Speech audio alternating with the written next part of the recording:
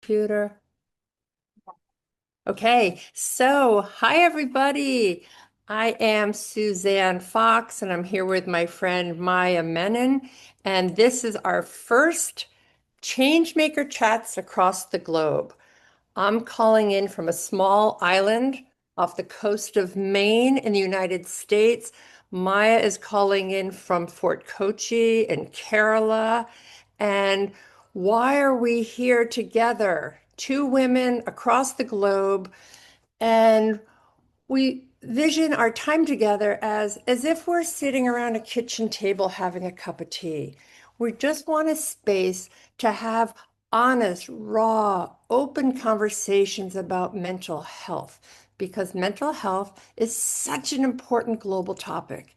And what does it look like in the United States? What are young people facing and dealing with? How do they address it? What does it look like in India? So Maya and I just had this wonderful idea of let's just have these conversations and open spaces to share our ideas. This is informal. You're not going to be seeing any slide presentations or any formal anything. We're friends, we're colleagues, we're co-workers because we're totally firm believers in change happens, the power of community. So that's why we're here. This is our very first issue, our first session. So we're excited. We're excited to open the door to monthly conversations. We're excited to bring in people from across the globe to join us sitting around our virtual kitchen table. So Maya, I'm just turning it over to you and say hi and what brought you here and why is this important to you? Okay, hi, Suzanne. Thank you for that. Hi everyone. I am from Kochi, Kerala. That is the southmost part of India, and I run an NGO for mental health called Mind Empowered, and the way Suzanne and myself connected was completely because of mental health. I think all of us, we what I call mental health is like a silent pandemic, and we are all in it, and we don't realize it. And both of us are passionate about breaking the stigma that's attached to mental health across the globe. So that's the reason why we decided to have this kind of an open conversation, have this platform where you can talk about it, because most of the time people just brush it under the carpet. They don't really talk about anything. So that's the reason why we thought we'd start off on this. Change has to start somewhere. So why not with us? Exactly. Uh, Suzanne, would you like to tell about, a bit about the Yellow Tulip Project, sure. what made you started? Yeah, sure. So thank you, Maya. And it's so nice to see you. We've met and we did workshops together in India in January.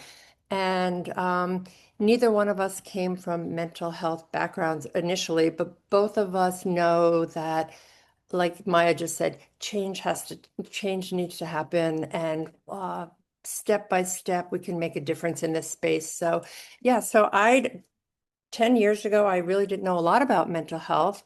My daughter Julia was 15 at the time and struggling alone with her own depression and her own self-harm. And I had no idea. She's my baby. I have three children. I think I'm a tuned in, great mom, connected to my kids. And how did I not know that my daughter is struggling with depression and purposely cutting herself? It was just so like hard for a parent to not know and to miss the signs. So she told me before she began her sophomore year of high school that, Mom, I'm depressed. I'm purposely hurting myself and I want to get healthy and I want you to know.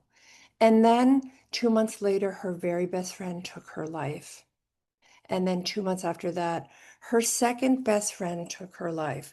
So there's my daughter alone, having just lost her two best friends to suicide, struggling alone with her own self-harm and depression.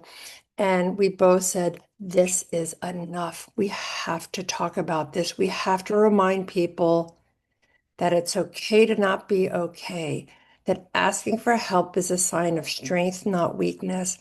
And the stigma is the barrier that keeps people from reaching out and asking for help. So we started something so simple in the state where I'm from. It Yellow was one of her friend's favorite flowers. Yellow was one of her friend's favorite colors. The tulip was her other friend's favorite flower. The yellow tulip is the flower of hope. And we all need a lot of hope. It's the one thing that unites us is holding on to hope that things can get better and things can change. So we had an idea to plant a hope garden, a yellow tulip garden in the autumn during Mental Health Awareness Week, Global Mental Health Awareness Day. Come together as a community, get your hands dirty, plant a garden, share stories and poetry and wellness activities. And that simple act of bringing people together. And then later in the springtime, the flowers bloom. And again, it brings people together. And it was so beautiful and so hopeful. And then it spread. And one other thing about tulips, and then I'm going to stop talking because I have a tendency to talk too much, but I didn't know a lot about gardening, but I did learn about tulips. And I learned that the tulip flowers, the bulb of the tulips need to be planted close together. And they have to go through cold, dark winters. They're down there in the soil and nobody can see them, but they're down there close together. And then they push their way up and they bloom and they're beautiful and strong. And it's such a reminder about mental health that people need to be close together. People need community. And mental illness is not something we can see. You can see if somebody's in a wheelchair. You can see if somebody has a cast on their arm, but you don't know what people are going through. So that's kind of where we started. And since then, it's grown to become a national organization, now an international organization. And last year, I went to Edinburgh, Scotland, and I did a master's degree in global mental health, which is what brought me to Maya and to Mind Empowered because I wanted to look at stigma across cultures, and that's where we are right now. So that's a long story of where I got to where I am, but I think important for our first session for people to know why are these two women from India and United States having these conversations? So right back at you, Maya, and just share like how did you get into mental health? And as I remember, you didn't come as a mental health practitioner. So what is your backstory? Yeah, I think that's something that's common between the two of us, I must say. So I was a computer engineer working in corporate, went on to work as a guest faculty in one of the universities here and teaching BTech and MTech, engineering students, undergrads and postgrads. And it was during the lockdown that, when my sister, Srila Menon, and myself, we were teaching online. A lot of youngsters, we were taking, online classes, and we got to know that a lot of students were going through mental health issues, and some of them were even on brink of suicide. And that made us realize that, we need to do something about it. So we started off just like a webinar. Like we asked one of our friends, she was a psychologist, and like, can you take a session for our students? And she's like, yes. And then that one webinar led to many more webinars, and then more people started coming in. And so we started doing it every Saturday, and that's how Mind Empowered. So, like you said, right, about having a cast, or when you break your hand, everybody's asking you, "Oh, what happened?" Oh, you get all that sympathy and all of that. But if you break your heart, yeah, nobody can see it. Doesn't mean it's not broken, right? And just like your hand gets healed, it's not like you live with a broken hand all your life. The same way, your heart also gets healed. So what? That it's okay not to be okay. So that is the primary, primary message we would like to send out there. Yeah, I think what I'm excited about is that there's so much people, I can't speak for people all over the globe, but I can speak for people in the United States and people in my community. But a lot of people are really overwhelmed, and these are just, it's hard times right now. And anything that we can do to remind people that there's help, that there's resources, I think that is what you and I have started, me and my daughter, you and your sister, is pretty exciting that the difference is you got to start somewhere. And you never know, is this going to happen? Is this not going to happen? But the only way change happens is if we try, right? And it could fail, but gosh, you got to try. And I think what I like about what you're doing and what we're doing is really the focus on empowering young people. Because I know in the United States, and I'd like to get your perspective on India, but there are a lot of young people right now. First of all, in the United States, our Surgeon General a couple of years ago said the young people in America are in a youth mental health crisis. It's a crisis. There's so many issues with lack of access to care and suicidal ideation, anxiety rates, depression, and a lot of young people in the United States right now feel that they don't matter, the issue of mattering. And in at the Yellow Tool Project, we empower young people to find their voices, to share their stories, to become leaders in their communities. And I think you're doing similar work. You were just telling me about a program empowering young Indian girls, young women. So I'd love to get a sense, Maya, Yes. and this is a very big question, but like, what is the state of mental health in India? That's way too big because you're over 1 billion people. But can you just like, what is the state of mental health in the state that you're in Kerala? How is Yeah. it talked about, addressed, et cetera, et cetera? Well, so it's a sad state of affairs, I must say, because it is a stigma throughout India, whether it's Kerala or Kashmir. It is there. It is. So what happens is, even if our youngsters, even if the Gen Z is like, okay, I have an issue, I want to go to a psychologist or a psychiatrist. Most of the times, either their family or their relatives or people around them will like, don't go. What will people say? Who will marry you? And all that kind of social stigma that's attached. Mhm. So, if you tell the world, I'm gonna hit the gym, I'm gonna take care of my physical fitness, then why can't you tell the world, I'm gonna go see a psychologist so that I can get better?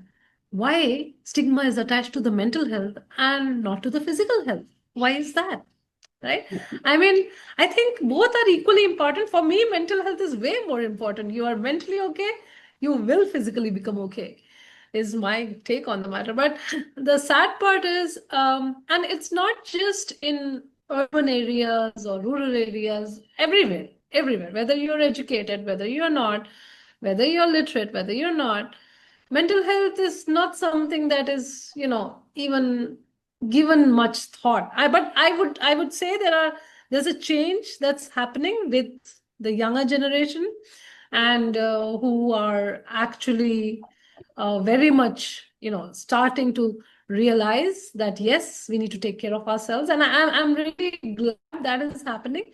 But we really have a long way to go before the stigma can be broken, Yeah. because only if the stigma is broken can we have these open conversations, right? So that people don't feel defined by their mental state. I think, you feel sad. There is a difference between I am sad and I feel sad. It's a feeling, Yeah. right? Your feeling doesn't define you. That's only a part of you. Yeah. I think people need to understand that. That's so true. Maya, I was just thinking about a couple things just came to mind. First of all, I also agree, like when we started the Yellow Tool Project 10 years ago, the stigma then was so much more heavy and intense than it is now. And I think it's getting better. And at least in the United States, it's getting better. Young people are more inclined to talk to their friends about their mental health.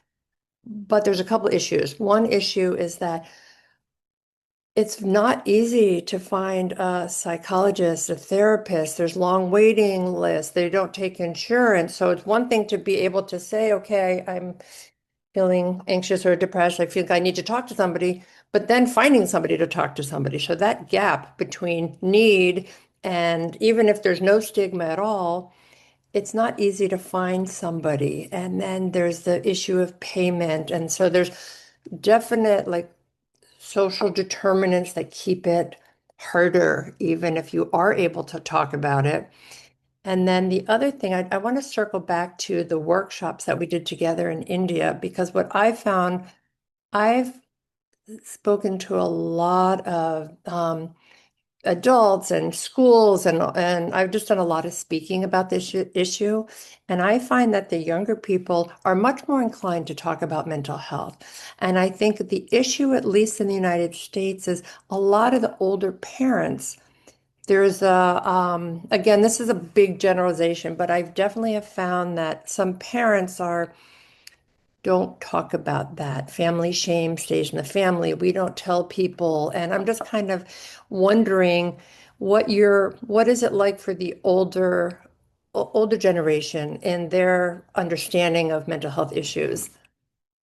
So that depends. Some of them do understand, but most of them. So if someone's depressed, they'll be like, "Don't be lazy, get out of the bed." I mean, it's not laziness that they don't understand, right? And they're like, "Oh, don't be so weak, be strong." We also used to face these things, and we didn't term it anything, and you just get on with it. And there are so many the way you say, the way you approach things, it is so different. And especially like if I go here and I say mental health, oh, so mental health immediately is taken as if you're mentally ill. And I'm like, well, mental health is different. I mean, not different, but you cannot just term everything as mental illness, right? There is illness, there is health, there is well-being. So you need to understand that, which so that kind of education, I think, needs to be given from school level. To be very honest, I mean, we should actually reach out from the grassroots, talk about it, and talk. So it's and normally people say, oh, everybody talks, nobody walks the talk, right? But here the talk is important. The talk is something that is not Yep. happening. Yeah, no, Right? I totally agree. But back to so just to let people know, Maya and I did some workshops at social work schools. We at universities in Kerala, and we spoke to master's students and bachelor students about and so again, this is a specific group of people who already are aware of mental health because they're social work students. But I was so inspired. I put up on the board conversation about stigma, and then they got into breakout groups of what can we do to address stigma. And it really made me feel how small and connected the world is because the young people sitting in those groups sharing their findings were not different from the young people I've worked with in California, in Maine, in New York. It's really pretty exciting to see how inspiring the young people's voices are. And they had such great ideas. And if older people would listen to younger people, we'd be in so much better place, right? Oh, so true, so true, so true. The thing is, and I don't know whether to call it a generational gap or whatever, but I just love being with the Gen Z because their ideas are remarkable, to say in the least. And when you stay with them, you get that energy, right? And they're like, why can't you understand that this is very important for Hmm. us? And they don't understand that lack of understanding that the other generation gives back to them. So yeah, so that gap is pretty obvious. But I think if we can, how I try to help, because it's not easy to focus on parents or elderly citizens who have already had their mindset in a particular manner. So I actually focus on trying to train the teachers in colleges and schools so that they can, try and recognize early signs and symptoms. So I myself was a teacher, and I didn't have a psychology or psychiatry degree, but as a person who comes and sees students on a daily basis, if there's a change of behavior, and I can get to know that as just as a human to another human, right? And as a teacher, it's up to me whether I choose to see or choose to ignore. Right. So why not choose to see? Right. Yes, I totally agree. So, one thing that we're excited about is that, first of all, we could sit around this virtual kitchen table all day, all night. It's 8 o'clock, 8:30 in the morning for me. It's what time is it for you, Maya? It's 6:30 in the Okay, so evening. it's Yeah. my breakfast time, your dinner time. But what we're excited about is continuing these conversations. And we have incredible, like in one of our upcoming sessions, we have this amazing dynamo young woman from Nigeria who's 22 years old, who started her own nonprofit. She'll bring in her perspective. So each session that we host these Changemaker chats, we want to bring in more voices from different places, learn from each other. What can we do collectively? What can we understand that's different? So I think both of us are just really excited for these conversations to continue and keep following us and joining us. And we'll see you next month. Maya, anything else to add before we end our first Changemaker chat across the globe? Yeah, I believe change starts with us, with you, with me, with each of us. We just change ourselves and accept us as we are, right? You should accept yourself as you are. So acceptance is very important. Aware, become more accepting of yourself, and just be you. That's enough. Yeah. You are enough. So Yeah. yes. So That, that, that's a nice message to end. So thank you, everybody, and onward to our next Changemaker chat.